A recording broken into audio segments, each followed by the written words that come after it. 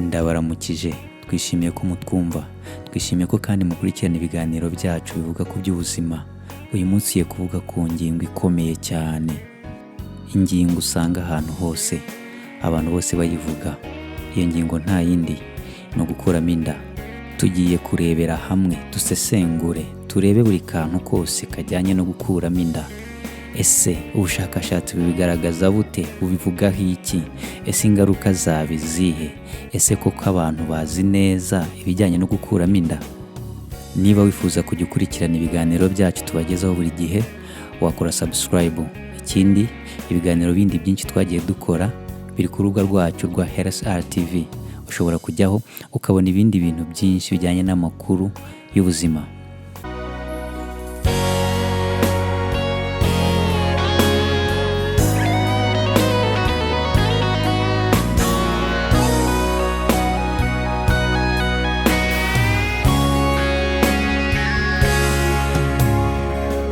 Turifashisha urubuga mpuzamahanga rushinzwe kureberera ubuzima WHO, twifashishe nanone JOGC, Journal of Obstetrics and Gynecology Canada. Iki ni ikigo gifite n'ikinyamakuru cy'abaganga bizi indwara z'abamama, abagore ndetse n'abakobwa muri rusange cyo muri Canada. Turakoresha nanone ikinyamakuru cya Médecins Sans Frontières cyangwa se Doctors Without Borders. Iki akaba ari ihuriro ry'abaganga batagira imipaka.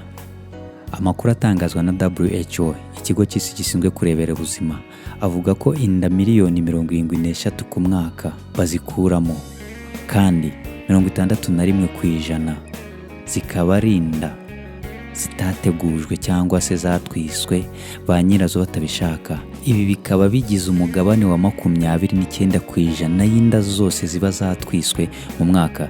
Kugira ngo tubyumve neza, dufate ko abantu 10 batwise inda bose batabishaka, 60% y'aba bantu bazikuramo. Bivuze ngo inda 6 mu nda 10 zatwiswe ba nyirazo batazishaka bazivanamo. Ibi rero bikagira umugabane wa 29% w'inda zose ziba zatwiswe, tubariyemo izashakwaga n'iziba zitashakwaga. Bivuze ngo 3 mu 10 zivamo mu nda zose ziba zatwiswe, kandi ibi bigakorwa ku bushake. Aha icyo turi kuvuga icyo bita induced abortion. Bivuze ngo ni inda itari ifite ikibazo ariko nyirayo ashaka kwikuramo. Nicyo iyi mibare irimo iravuga. Kandi nk'uko byagaragajwe mu bushakashatsi bwakozwe guhera mu mwaka wa 2010 kugera mu 2014, bagaragaje ko 45% by'inda zikurwamo biba byakozwe mu buryo butizewe cyangwa se icyo twita unsafe abortion.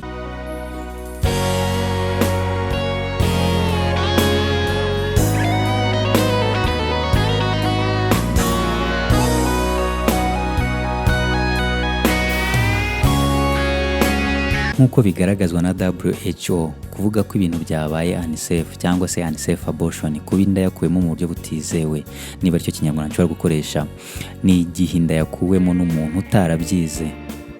Umuntu wabyize nawe yakoresheje ibikoresho bitabugenewe cyangwa se agakorera ahantu hatabugenewe, byose biba biri unsafe abortion.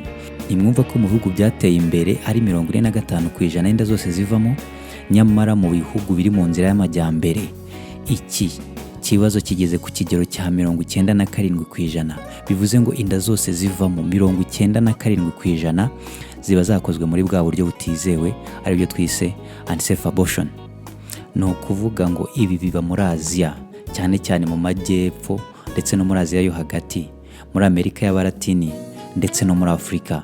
97% y'inda zivamo zose zikurwamo muri bwa buryo bubi, unsafe abortion, cyangwa se mu buryo butizewe. Niyo mpamvu uyu munsi nahisemo ko twaganira ku ingaruka mbi zishobora guterwa n'iki kintu cyo gukurirwamo inda nyamara mu buryo butizewe. Ahari igihe cyazagera mu gihe kiri imbere tukaganira no ku ngaruka zishobora kuboneka ku bantu bakuriwemo inda mu buryo buri safe, cyangwa se icyo twita safe abortion. Cyagiye umuntu ajya kwa muganga kubw'impamvu runaka bakayikuramo. Muri bwa bushakashatsi nababwiye, bagaragaje ko abantu bakuriwemo inda mu buryo butizewe byaba ari abantu batabyize cyangwa se abantu babyize babikoreye ahantu hatabugenewe cyangwa ibikoresho bitabugenewe, bagaragaza ko 4.7 kugera kuri 13.2% bapfuye mu mubare w'impfu z'ababyeyi muri rusange. Bivuze ngo ubundi iyo umubyeyi apfuye atwite, abyara cyangwa se hashize igihe gito yabyaye, babira nk'aho ari urupfu rw'umubyeyi. Babaza ababyeyi bose bapfuye, bagenda bareba icyabishe, basanga 4.7 kugera kuri 13.2 bishwe no gukuramo inda, unsafe abortion. Ibi kandi ni ikibazo kuko bagaragaza neza ko mu bihugu byateye imbere abagore 30 mu 100 barapfa bishwe n'iki kintu, ndetse mu bihugu bikiri mu nzira y'amajyambere abagore 220 mu 100 barapfa. Nyamara iyi ni ingaruka iremereye cyane. Mu bushakashatsi bundi bwari bwarakozwe mu mwaka wa 2012 bagaragaje ko miliyoni 7 buri mwaka baza mu bitaro nyuma yo gukurirwamo inda bafite ibibazo bikomeye cyane. Tugiye kugerageza kuvuga ndetse no kugaragaza ibi bibazo byatumye abagore barinda ubwo bajya mu bitaro, ndetse bamwe bakashobora kuba hari ibibazo basigaranye batamenye bishobora kuba byabagizeho ingaruka z'ubuzima bwabo buzaza, nyamara kuko batabizi bazayibona nyine icyo gihe kigeze.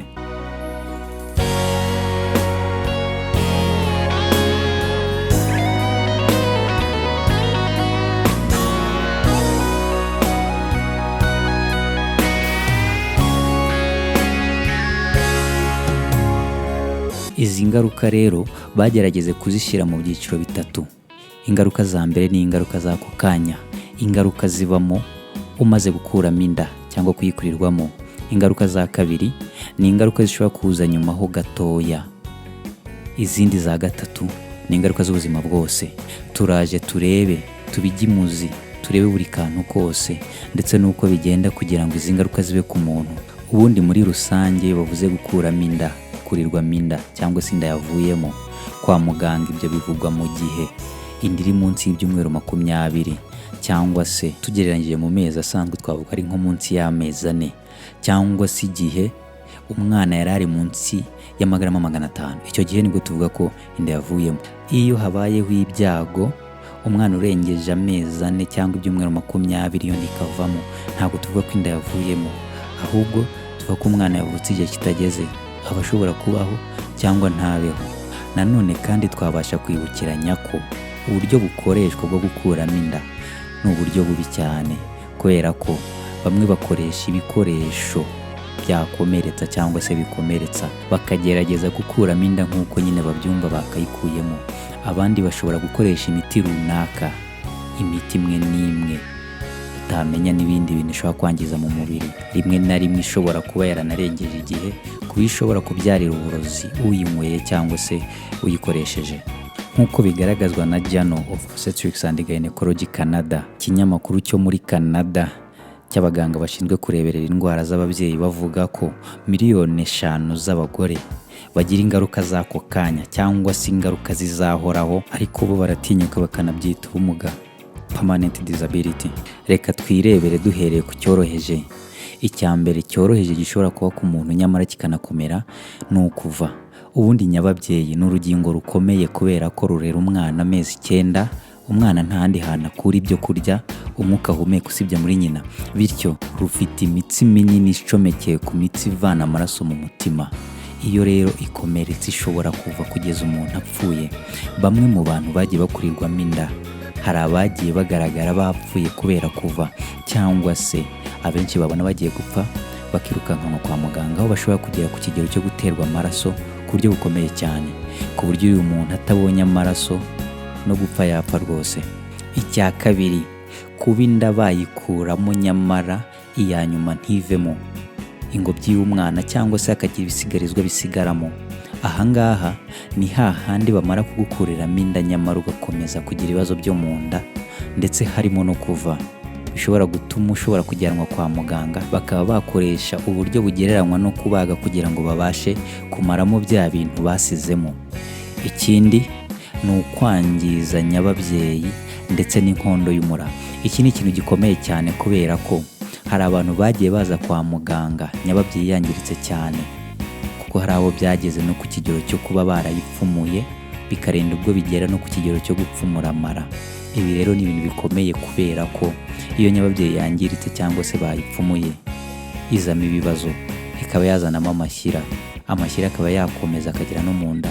Igihe hapfumuwe amara cyangwa se izindi nyama zo mu nda, nabwo bitera ibindi bibazo bikomeye cyane bishobora gutuma umuntu anapfa.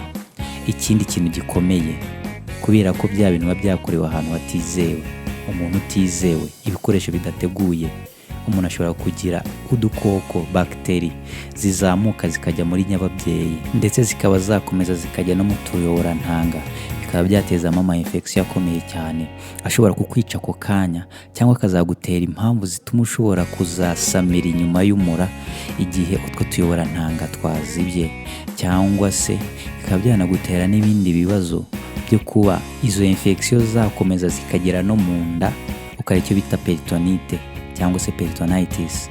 Ibi ngibi ni infection nyine zo mu nda, nyamara atari mu nda ahangahe ibyo kurya bica, ahubwo ahazengurutse amara ndetse n'ibindi bintu. Ibi rero ni indwara mbi kuko ishobora kukwica mu gihe gito cyane uramutse utabazwe. Ikindi, nubwo twavuze ngo kwangirika kw'inkondo y'umura tukabirengaho gutyo gusa, nyamara nacyo ntabwo ari ikibazo cyoroshye, kubera ko iyo inkondo y'umura yangiritse umurimo wayo uratakara, bikaba byatuma ahazaza h'umuntu azajya atwitinda nazo zivamo, kubera ko ubundi inkondo y'umura ni nk'umupfundikizo utwikiriye nyababyeyi utuma umwana utwite adasohoka.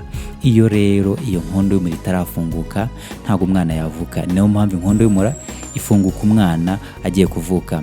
Nyamara iyo bayangirije muri ubwo buryo bwa bya bikoresho twoze tuvuga bari kugukuriramo inda, ubushobozi bwayo bwo gufunga nyababyeyi irabutakaza, bityo watwita uko umwana agenda aremera ikagenda nayo ubwayo yifungura. Abantu bagize ibibazo akenshi inda zabo zikunda kuvamo ku byumweru 16, ukajya kumva nyine umwana arasohotse nta kindi kimenyetso, kuko nyababyeyi ntago ipfundikiye. Ikindi gikomeye cyane ni ukuba hahandi bagiye basharura bari kugukuriramo inda hagenda hakaza inkovu, bityo nyababyeyi aho umwana yagukwiye kuzakurira mu gihe kizaza hagafatana burundu, ku buryo nyine umwana atabasha kuhakurira. Ntabwo uba uzabasha gusama ngo umwana akurire muri iyo nda. Mu bushakashatsi bwakozwe muri 2013 muri Canada, bagaragaje ko abagore bakuyemo inda bafite ibyago byikubye kabiri byo kuba bazabyara batagejeje igihe munsi y'ibyumweru 26 ku nda zindi bazatwita mu gihe kizaza. Abandi bagize ibyago 71 byo kuba bazabyara bari munsi y'ibyumweru 28. Ababashije kugera ku byumweru 32 byo gutwita, abarenga 45% bari bafite ibyago by'uko abo bana bazavamo ibyo byumweru 32 bitaragera. Kandi ikindi twibuke ko kuba umwana yavuka mbere y'igihe hari igihe bimuviramo ingaruka zikomeye cyane, ndetse zikaba n'ingaruka zishobora kuzabaho akabasha kubikurana, ndetse rimwe na rimwe yavutse kare cyane nk'aba ngaba bavuka munsi y'ibyumweru 26. Bamwe muri bo iyo batabonye ubuvuzi buhambaye hari n'igihe batabasha kubaho. Nk'uko byagaragajwe na WHO, bagaragaza neza ko mu bihugu bikiri mu nzira y'amajyambere amadolari y'amanyamerika miliyoni 553 yagiye atangwa buri mwaka kugira ngo bafashe aba babyeyi bagiye bahura n'ingaruka zo gukuramo inda, agatangwa buri mwaka.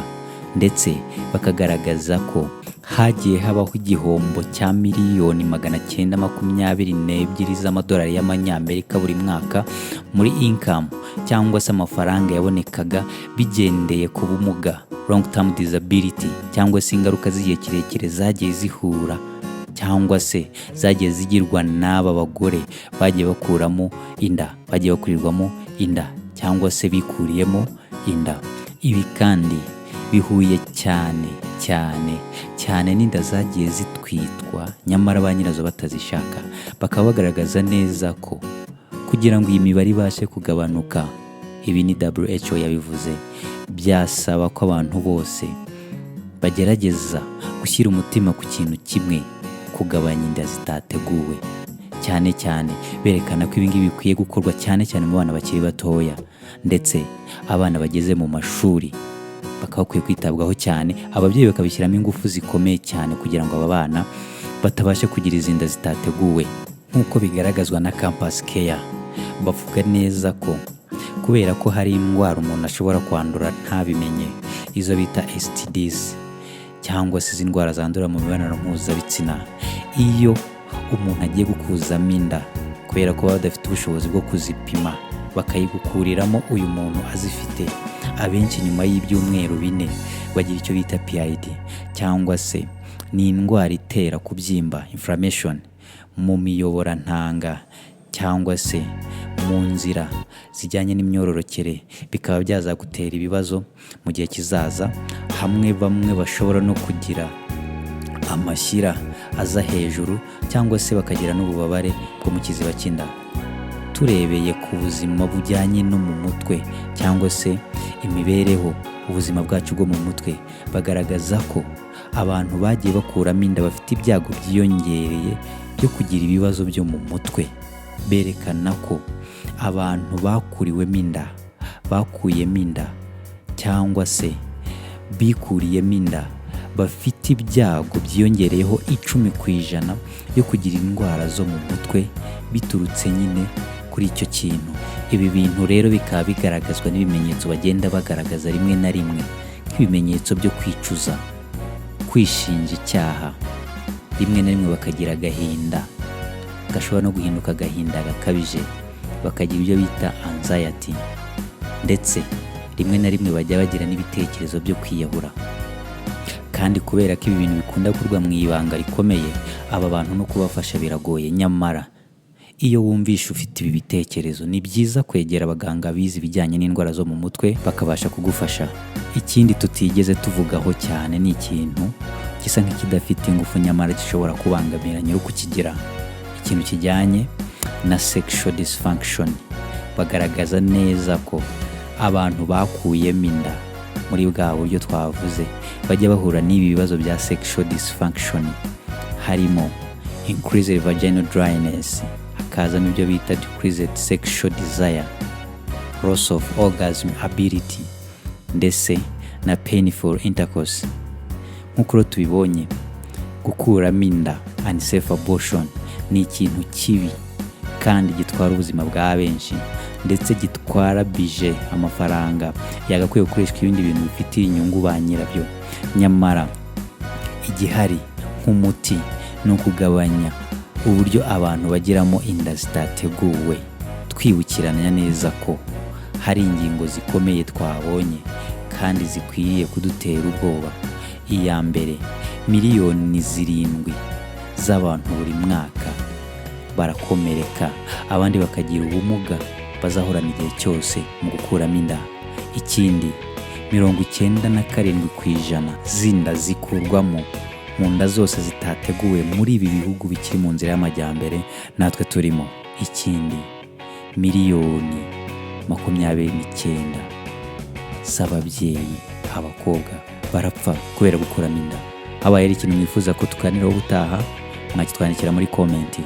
Niba wifuza gukomeza kubona ibiganiro byacu, wakora subscribe kugira ngo abantu babashe kubona aya makuru y'ingenzi, ushobora kuba sharinga ibi biganiro byacu.